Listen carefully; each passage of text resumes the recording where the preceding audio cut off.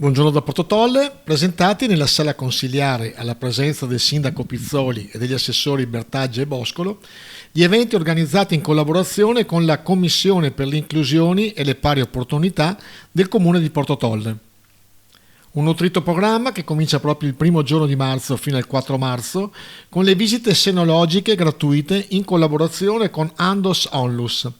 che proseguiranno poi l'8 marzo con il contest fotografico Mi accolgo, la bellezza dell'imperfezione, e nello stesso giorno con Bentornata Gardensia, con la vendita di gardeni e ortensie per la raccolta fondi per AISM presso la farmacia centrale del dottor Narsi. Proseguirà poi il 21 marzo nella Sala della Musica con Femminilità, un incontro su ginecologia nelle varie età della donna.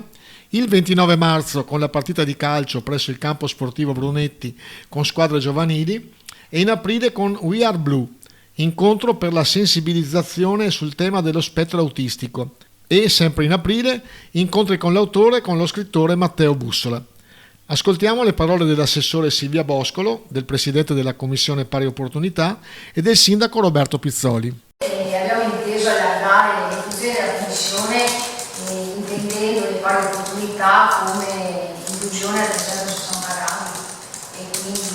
non solo parità di genere, non solo donna, ma tutto quello che può essere inclusione. Abbiamo riflettuto anche recentemente all'ultimo appuntamento su quanto sia o meno opportuno sottolineare il tema di inclusione, perché dovrebbe essere un tema per il quale vale la pena incidere sul nome, sottolineare il nome. In realtà riteniamo che fin quando non sarà pienamente raggiunta sia necessario ancora spingere anche sulle parole. Abbiamo riconfermato quelle che sono state fino ad oggi le nostre tappe fondamentali, chiamiamole così, quella del marzo rosa, dell'ottobre rosa e del 25 novembre, ma poi abbiamo cercato di aggiungere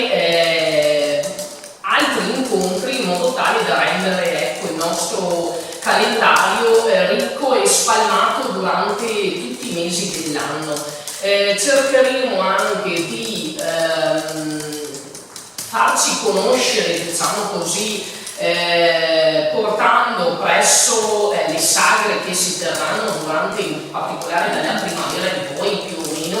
il nostro desk, che ci siamo insomma muniti di questo in modo tale da eventualmente poter diffondere delle locandine, e anche per farci proprio